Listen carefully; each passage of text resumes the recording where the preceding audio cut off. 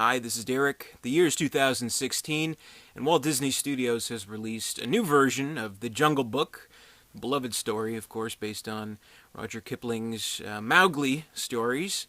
And for a lot of people, the treasured memories are going to be with the original Walt Disney production, which was the animated feature film from 1967, The Jungle Book, from the golden era of its animation. And that's the movie I'm going to be talking about today. I have a VHS here, so I thought I'd share some memories of it, some VHS memories, as it is. Now, anybody who kind of grew up in an era where VHS was kind of the accepted, most modern form of home viewing, they're going to know the Disney VHSs. I mean, you just look at one of these things, and the memories come flooding back, right? And I think they really kind of, Disney, they really kind of hit the market in a really clever way in making them stand out a little bit more. Of course, they're the clamshells. They're a little bit bigger than it's like ripped here. They're a little bit bigger than the normal kind of VHSs. They look different. They stand out. You just look at this and you're like, okay, this is a fun kids Disney movie. So a lot of other studios would follow suit with their animated pictures, but Disney led the way in that, and they really made themselves stood out. Unlike now, where it's like a Disney Blu-ray just kind of looks like any other Blu-ray, I guess. So they haven't really bothered to make themselves stand out in that market. But whatever. I mean, the Disney VHSs, these just kind of bring back memories, and I have very special memories of the Jungle Book specifically, because this was the first Disney movie I owned in the collection, the family collection, I guess it was. I had seen other Disney movies. I think I saw Beauty and the Beast and Aladdin in theaters, but first one I owned was this one, and I remember so specifically. I guess I was either 4 or 5 years old.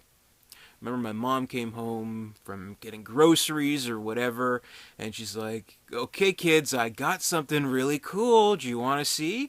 It's a special gift for the family." I was like, "Oh, awesome! It's the Batman soundtrack on vinyl."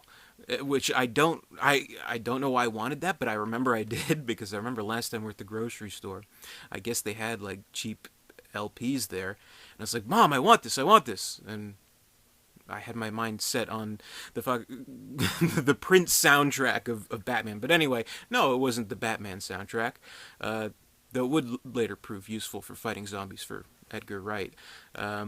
But it was The Jungle Book on VHS. And it's a cool VHS here, just the standard stuff. Nothing terribly unique about it, but this is the actual VHS. This is the VHS so many years ago. Years ago, my mother bought this and brought it home for the family for us to enjoy. And this is when I caught the Disney bug. And every kid knows it, and every parent is going to know it, how big of a mistake it is to have a Disney movie to own at close disposal that can be watched over and over and over and over and over and over and over and over again, because kids will, because that's how kids are, and they will sing the songs over and over again. That doesn't change. I mean, the movies change, but the spirit remains the same of Disney, brainwashing your kids, planting little earworms. So here I am, kids today, they're singing Let It Go from Frozen, and whatever the hell other songs there are from Frozen. But there's always going to be the other songs. Like with the Jungle Book, it was the Bare Necessities, of course. That was the song. That was the big song. And I would sing that over and over. Look for the bare necessities, bleep, bleep, bleep, bleep. That's the only line I know from the song. And I was like always emulating Baloo, because Baloo was awesome. Baloo was my hero. And I would always go up to trees and scratch my back on the trees and be like Baloo, because Baloo was cool.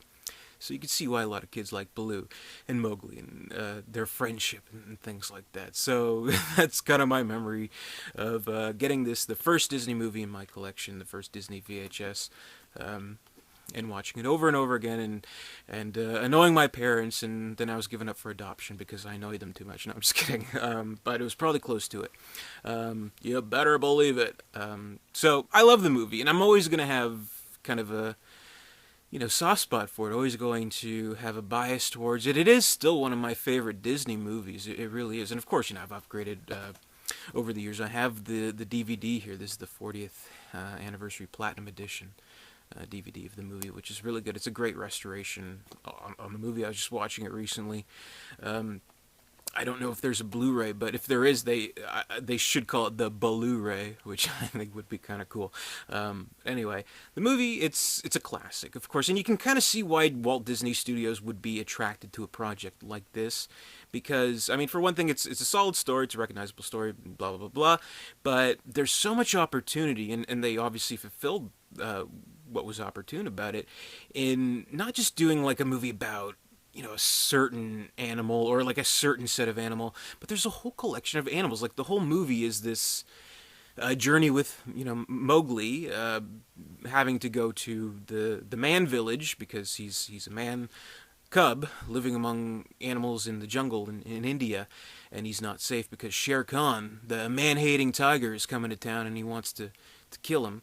And so he's always encountering all these different creatures in the jungle. So there's so many great opportunities for the classic, amazing animation for these animals. Like, of course, we have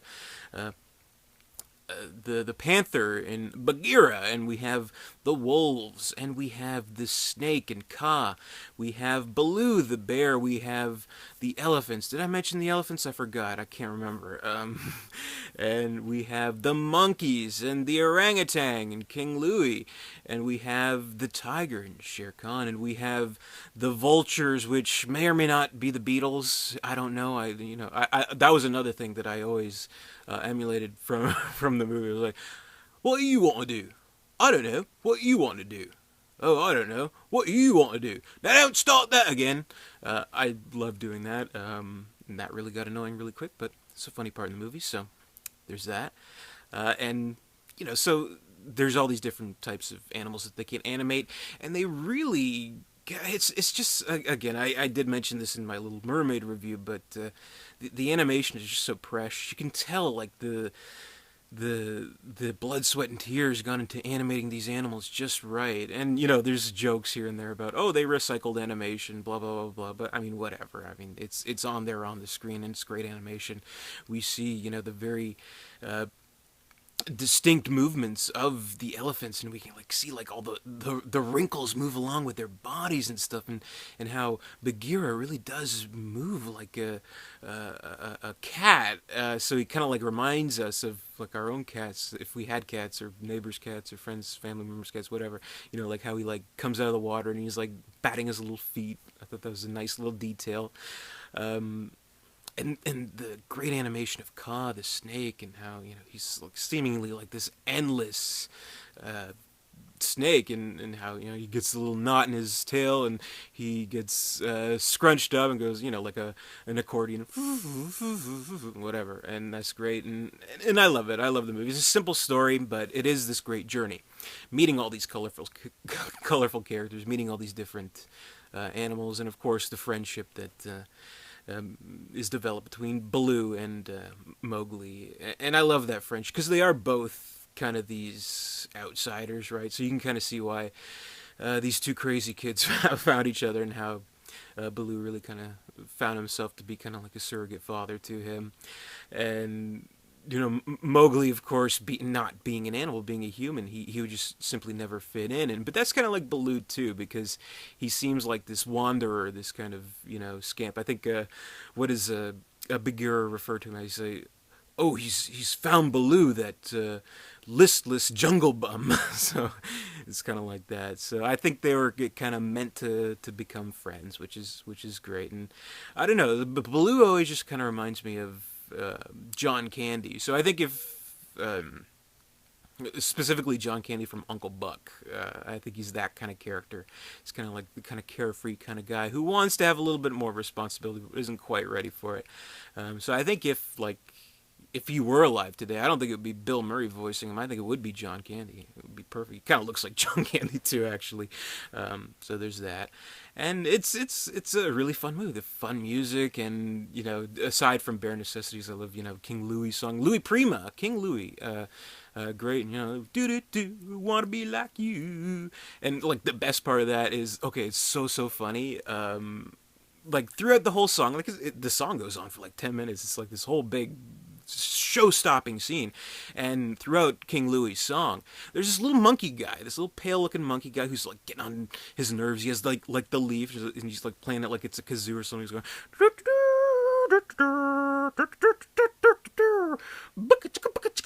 and whatever, and he's like knocking him away, and then he like kind of disappears for a little bit. But then once the song is closing, he's still kind of in the background, but like the whole time he's not saying anything. He's like this little mute, so he's not singing along with the song. So we think, okay, he's this mute little monkey guy who's kind of weird. But then once the song is just about finished, like do do do, wanna be like you, and all of a sudden he belts out, he starts dancing, and he has this big voice like, and I like to be like someone like you, and he has this funny little voice.